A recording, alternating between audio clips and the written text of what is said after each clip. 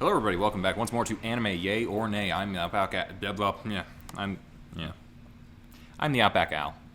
I'm hot for justice. And I'm NV Jitters. And we're here. We're doing the movie for this month. And this month we watched Whisper of the Heart. It was a choice by Envy because you're trying to get through all those Ghibli movies at some point. Yep, at least, the major ones. I don't. Is this considered one of the major ones? It seemed a little more obscure to me. Well, by major, I mean, like, their theatrical stuff. Okay. So, this movie. This is, if I remember correctly, was like based on a manga or a book or something. About a young girl living her young girl life, and she likes books. Yep. Yep. Yeah, you're right, it's based on a manga. So yeah, I forgot what her name was already. Shizuku. Yeah, Shizuku. She's like, she got her friend, she got things going on in her life. She doesn't really know what she wants to do with her life, but she likes reading a whole lot, and to the point where she's like even taking out books in the middle of summer from the school library, and she keeps like seeing some guy's name in these books, like the person who got them out before her, and she's like, oh, who is this person? He has such good taste in literature, and yet, doesn't know who he is. Yeah. The name Seiji Yamasawa keeps coming up in the book. Yeah. Yeah. This is just kind of like a slice of life movie kind of thing. A little bit like Poppy Hill, actually. Yeah. Set a little more modernly. I think it's like 95. And, yeah, it's kind of hard to talk about the plot because there's not much of one. She kind of just goes to take some lunch to her dad and ends up following a cat around town for a little bit. Yep. This chubby cat who knows how to use the subway and a whole bunch of other stuff. And I'm like, this is how you get lost in like a Boy and the Beast situation or get spirited away or something else like that. But I'm like, this is not going to be that magical, is it? Not as much as I would hope that following a stray animal around the back alleys of Tokyo, or no, they're not in Tokyo, but like, it leads her to an antique shop though, where she meets a nice old man who has a statue of a cat and a grandfather clock that looks pretty cool and has like a lovely fairy tale about the king of the dwarves being in love with a fairy who's also a sheep. Mm-hmm. Don't remember reading that one in kindergarten, but yeah.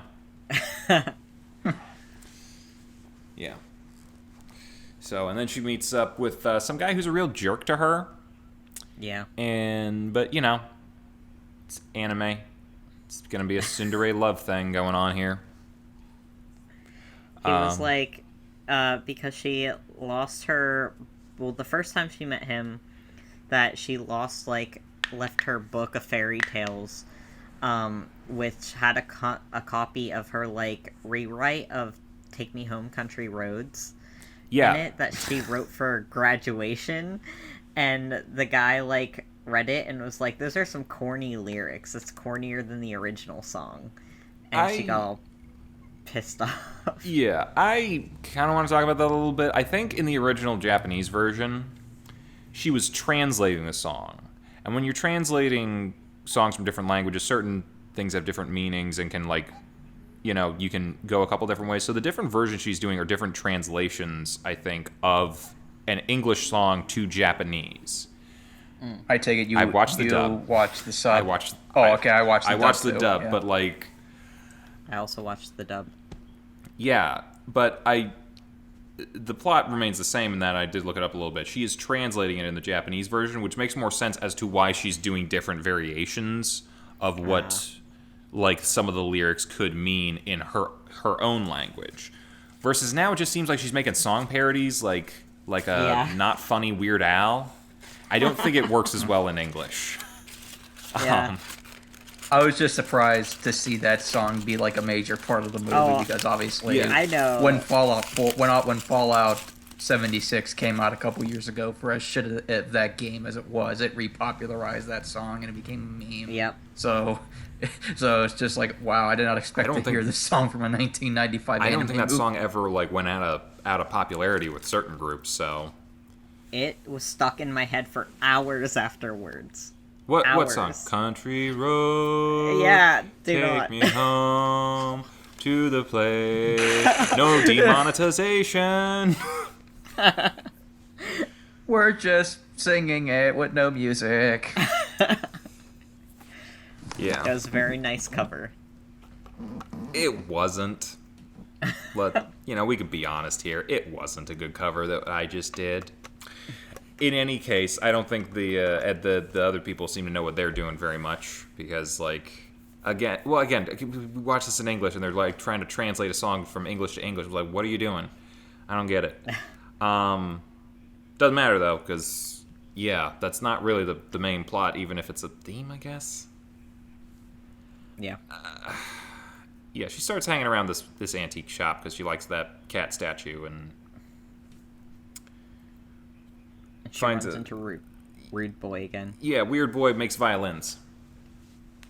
Yeah, it turns out that's his main goal. His main goal is to try and be a master violin maker. Mm-hmm. Yep. And he's got some high standards for himself. That he is Yeah. not reaching quite yet. For a middle schooler, for sure. Yeah. Just remember, everyone's in middle school, but is also thinking that the things that they do now are going to affect every single moment of the rest of their lives. Yeah. Which is not true. Yeah. Yeah, when I was in junior high, I was just more worried about what video game I was going to be playing the next day. Yeah, same. It's and I don't know. I think over in Japan, there's a bit more of a culture of you have to do well in school and doing all this sort of stuff, otherwise your future will be terrible, kind of thing. Well, yeah, they have to take testing in order to get into a high school. It's not like where you live is what high school you go to. You actually have to test to see which high school you get placed into. Like, you can get to a shitty high school or a really high standard high school or something like that. Yeah, and I get some of that. I definitely knew kids in middle school who really worried about everything, and they were the same kids who really worried about everything in high school, and they were the same kids who worried about everything in college, and they're people Hi, who I have anxiety. Yeah.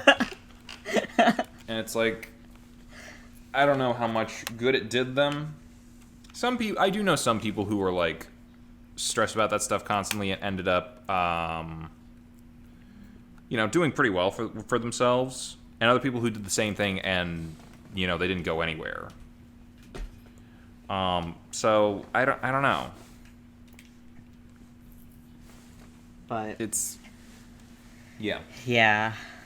I don't know. That kind of feels like that's a big thing. Is everyone seems to, in this movie and in a lot of different things, everyone seems to think if you don't know what you're going to do with the rest of your life when you're 14, you're not going to do anything with your life. And that's just not true. And I think this movie is kind of trying to say that a little bit. Find what you want to do, and if you can find it early, great, but just try things and try to do what makes you happy. For the most part. Yeah. Because we meet the girl's sister, and she's in college, and she's trying to push. What was her name? Shizuku. Shizuku. She's trying to push Shizuku to try for the entrance exams to high school and whatnot. And she's like, if you don't do this, what are you gonna do? How are you gonna make money? And blah blah blah. And how do you do this? I'm this isn't helping. The parents don't really. They're trying to do a whole bunch of other stuff to just try to make ends meet and get through school and other things like that. Because I think the mom's going to night school or something. She's going to grad school. Grad school, right? Yeah, everyone else is stressing out about things.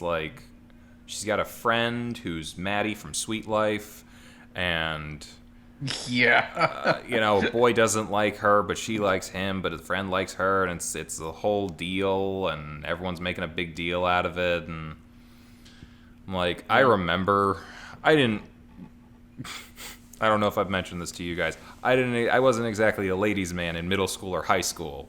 But I saw neither was I, so. Yeah, I saw people who were constantly stressed about their relationships when they were 13, and I'm Was your life worth that stress? Oh, jeez. My cat just knocked over my mic and scratched me in the process. Oh my god, all the cats are going crazy today. Yeah. See, I, like, hardcore related to this, like, whole Shizuku and, like, Seiji situation. Mm-hmm. Of, like, these middle schoolers and, like, worrying about, like, their life and, like, their relationships and stuff. Because I also had my first boyfriend when I was, like, 14. Mm-hmm. Like, my last year of middle school. And, like, I totally, like, spoilers, I guess, for the end of the movie, but, like, they confess, like, to each other, and, like, Seiji is like, oh, we're gonna get married someday, right? And I totally remember saying, like, the same thing to my, like, boyfriend I didn't at the say time. this. I didn't say this wasn't a relatable movie. It's just reminded me of a whole lot of stuff that, like, in the end, like, I think retrospectively looking back at it, might not have mattered nearly as much as it felt like it did at the time. Yeah. Like, I'm assuming you're not still with this guy. No. No. How long did the relationship actually last? 9 months. So you didn't get married? I don't know, that was, let's see, 10 years ago? Yeah. Yeah, I don't think Gav's parents would have allowed that. Yeah, no. I feel... there's another movie that we could kind of look at later at some point. We have kind of the movie that we want for next month already picked out, but down the line, I'd kind of like to take a look at 5 centimeters per second, because it kind of also looks at how you feel about relationships at particular times in your life, but it shows it not just from one time, but multiple times, and you see how the people evolve and how their relationships change and the things that they go through. It's a beautiful movie, and maybe we could take a look at that at some point. But yeah, this kind of reminded me of the beginning of it, when the 5 centimeters people were young kids, and they were kind of feeling the same way that I think the characters in this one are, where they're like, oh, gotta have everything figured out before I'm 15 and I'm an old maid.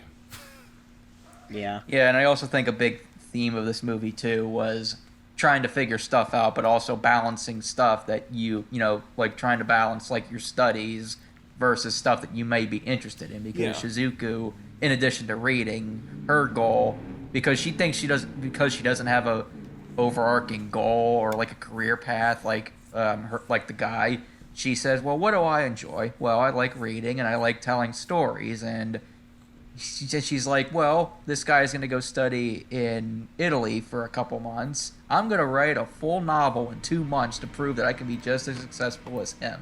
Yeah. Yeah. And I've definitely seen, again, there's some relatability here. Not necessarily for me, because I didn't like go to these extremes that much when I was younger, but like I did know some people in like middle school now who were like, they focused only on their studies and nothing else, or they focused only on their friend groups and nothing else, or they focused only on their hobbies and nothing else. You know, and granted, it wasn't like everyone doing that, but you knew some of those kids who are like, you kind of need to take a step back and kind of like look at things like, is this the only thing that you want in your life? You need to have a balance. Yeah, look at some other things as well.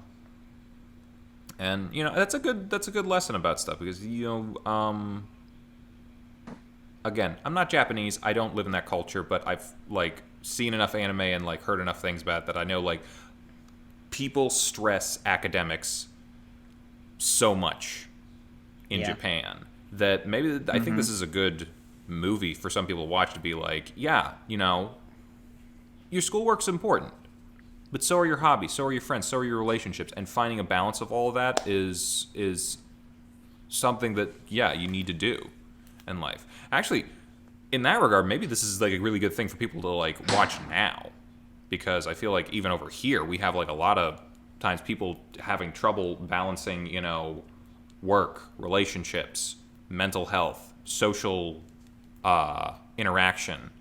I know things like right now are not great, but even before that, I think like a lot of people are struggling with that, if like the things I see online are any indication of stuff. And Yeah. striking balance in your life is never easy, and it's definitely not for. God damn it! What was her name? Shizuku. You know what? I'm gonna call her Study Girl, because this movie is the origin of the lo-fi hip hop meme girl looking thing. So, Study Girl needs to find balance between studying and her hobbies and her friendships and all this other stuff, and figuring out what boy she likes. And God, I am so glad I was not a teenage girl. Boy, that's a lot. It's a lot to deal with. But yeah, as she's writing this book, she's trying to make this like the guy. I forget the guy. Hold on, let me look up the Seiji? grandpa's name. No, the grandpa's name. Oh. It's the grandpa. Yeah, the grandpa. He tells the story about the statue that's named the Baron. Baron and how von he got it Humperdinck or something. Yeah, he got it a long time ago, and he gradually, as the story goes on, reveals more and more backstory about the statue. But she decides to write a story about the Baron, like the actual cat of the statue, and we get flashes of the cat talking to her, played by the Princess Bride's Carrie Elways. Yeah, which we should also bring up the fact that this is kind of the basis for the spin-off movie, The Cat Returns. Yep. Nothing. I don't think The Cat Returns really has anything to do with this movie other than the Baron character design and who he is. Unless the Baron actually shows up in that story as like a real character. Yeah, unless The Cat Returns is just the story that she wrote. It's not. But yeah, because I thought she wrote the title of the book she wrote was Whisper of the Heart. Yeah. Yeah, I don't know. It's weird. You know what it is? Did you guys ever see Forgetting Sarah Marshall? No. Okay. I've seen clips of it. There's a character that Russell Brand plays in that. It's kind of a side character person. He's a rock star named Aldous Snow. I guess he was popular enough from that movie that they gave him and Jonah Hill their own movie called Get Him to the Greek. And it's kind of a spin-off pseudo sequel. It's weird. It's both connected and feels completely unconnected. And that's kind of, I guess, what The Cat Returns is to Whisper of the Heart. They share a character. That's it. Which is weird. What's weird about that is I think the cat that Shizuku was chasing was also in that movie too. I could be wrong. Yeah, I wouldn't be surprised. Yeah. Maybe that might have been like that might have been Tim Curry Cat. Do you guys remember? Have you guys seen The Cat Returns?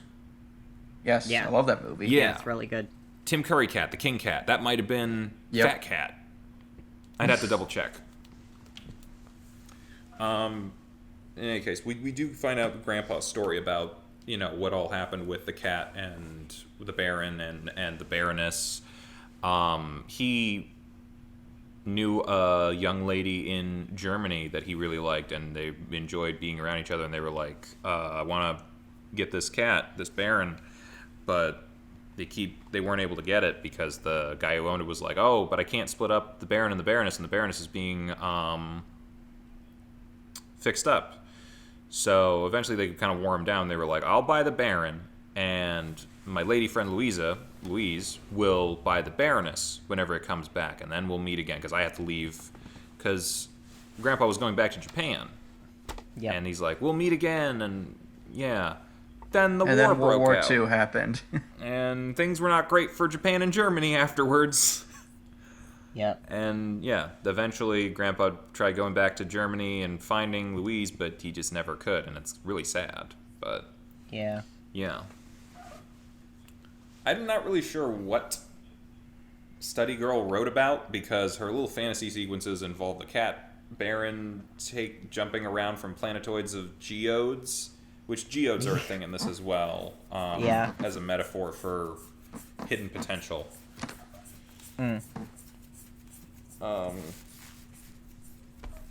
Yeah. It's really not clear what or how she wrote it, but apparently she did a pretty good rough draft, because Grandpa likes it whenever he's shown it. And he's like, this is a good start. You got a good. Yeah, he was able to read that entire novel in one sitting, like over a couple hours. I mean, we don't actually know how. It was handwritten, so we don't know how thick it really was. It could have been like a 150-page novella, for all we know. Yeah. I mean, when you translate it to print, kind of thing. Yeah, but if it was like a 200 or even like a 300-page novel, there's no way you could read that in less than 3 hours. Yeah, it'd be a little. That or he's just really good. You never know. You don't know his life. Yeah. But yeah, he says, yeah, you got yourself a nice little gem here. Now you just gotta work to polish it and make it look really nice. Yeah, she's trying to figure out, and then there was the stuff about boyfriend coming back. Yeah. Yeah, he shows up for graduation and he's like, hey, I'm gonna go to high school and then go to Italy because I want to hang out with you and we're gonna get married and all this other stuff. And I'm like, okay, this is you're feeling. Well, the violinist in Italy said that you have potential, but you need some work. So come back when you get some more practice. Okay. Yeah. So yeah, it's like, give yourself a little bit of time, you'll make it. Which is good, because I mean, he was gonna skip all of high school just to make violins for the rest of his life. Apparently, that's enough to make money. Oh, apparently, that makes you a lot of money somehow. I mean, I'm not an expert on like orchestra level instruments, but I know that instruments in general can be expensive, so that money's got to go somewhere. Yeah, hella expensive. You know. So, I just. Again, we're talking about striking balances between hobbies and academics and all, and just life in general. And he feels like it feels like his passion kind of was being pushed before everything else in his life, which is good. You should want to do your passions, and you should be able to do your passions, but at the same time, have balance, and he needed balance as well. We didn't really get to see him coming to the revelation of needing balance, but like we're getting it a little bit more with Study Girl. So, yeah. After she finishes writing the novel, she's like, "Yep, I did it, and now I'm gonna do the high school entrance exams and whatnot." And it's like, "Oh, you're done with that project you're working on?" "No, I'm putting it on pause for now so that I can balance out the rest of my life, but I'm going to continue it," which is a good attitude to take. Sometimes it's helpful to focus solely on one thing that maybe makes you happy, or one thing that like helps you financially or helps you socially, mentally, academically. Sometimes it's good to put a focus on a particular aspect, but always come back to having a balance with everything. And I think that's the point where she's at now, which is good. Yeah. Did we miss anything in the plot? I mean, not really. It's like you said. It's a slice of life type story, so the plot isn't expansive. Yeah. So what do we all think? I was happy to see the origin of a meme. Yeah. Yeah, that song was stuck in my head after hearing it again, especially. I wasn't talking about that meme, but yeah. Oh. I was talking about lo-fi hip hop to study and relax to. Oh.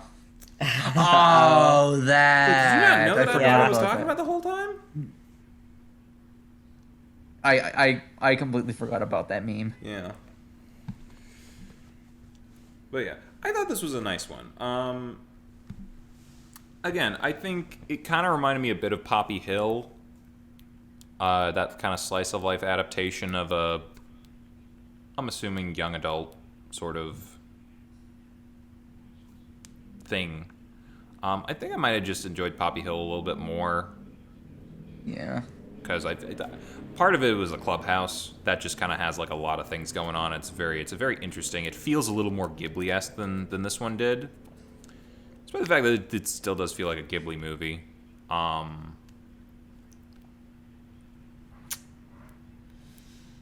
mean, don't know. I haven't seen Tales from Earthsea yet, but for right now, I did enjoy the movie. Like, I liked it, but as of right now, it's probably my least favorite Ghibli movie that I've seen. Which is to say, I'm still going to give it a yay, I think. Well, yeah, it's still it's still. I don't know. Yeah. Are there any nays for Ghibli films? Some people would say Tales from Earthsea. That's like considered their I guess worst you're going to movie. have to find out at some point for that. Yeah. Yeah. I know the people that really like this movie really like it. Like they really connect with a lot, and it's like considered like Ghibli's most underrated gem. I hadn't heard of it before, so I guess I could agree with the underrated thing. Possibly. I was doing research on the movie and like seeing message boards, people talking about the movie. People were saying like with Gav talking about like their past or something like that. Like I connected to them in a different way, like growing up and the responsibilities of like trying to get older. This is definitely a very relatable movie for a lot of people who could see it. Yeah. Yeah.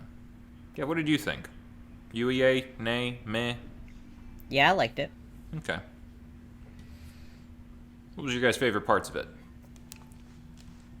I liked when they were playing Country Roads in the basement.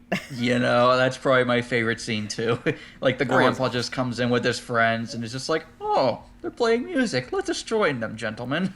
Yeah, because the guy starts playing a violin, she starts singing, and then Grandpa comes in with his cello, his buddy comes in with a tambourine and a lute, and then they bring out a recorder. I'm like, this is a very interesting collection you have here for musical tastes and instruments.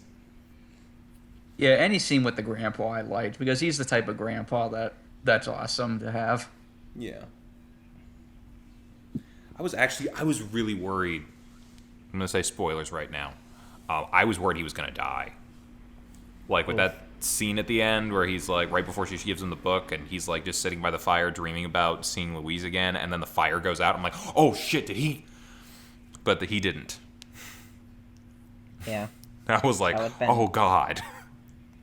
That would have been sad. What a Yeah. twist.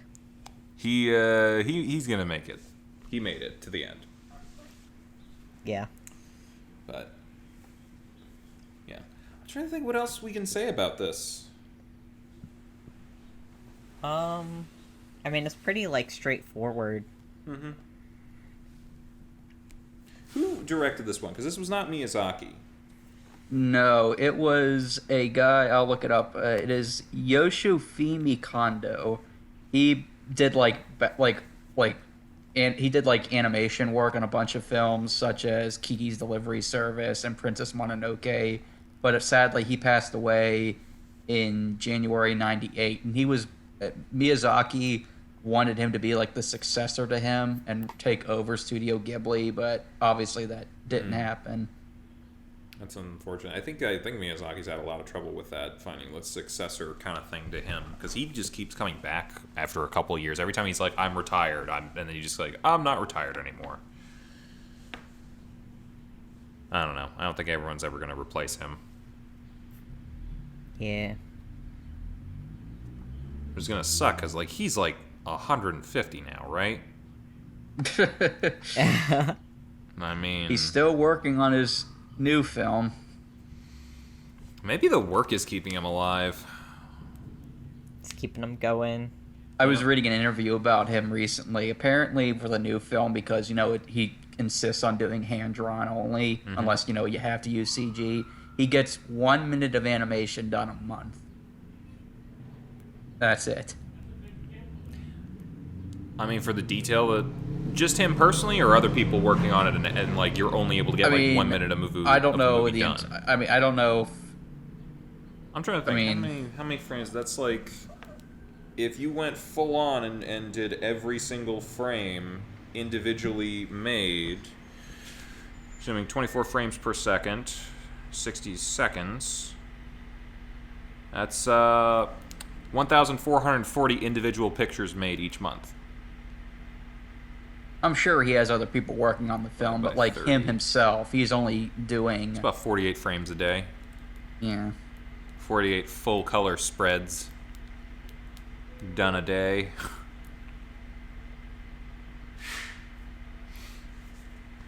Possibly more. I don't know. They definitely have a ton of workers. So. I feel like this was really short. Do we have anything else to say about it?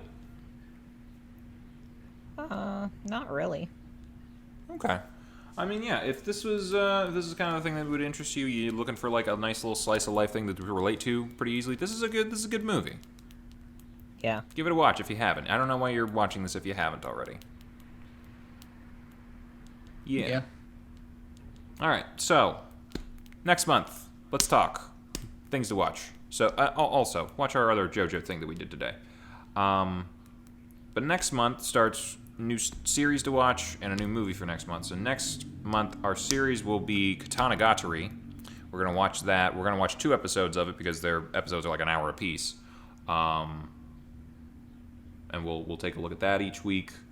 And our movie for the coming month is interesting because I got an email from... I should actually bring it up. I got an email from someone on YouTube a few weeks ago. From... God, show me the name.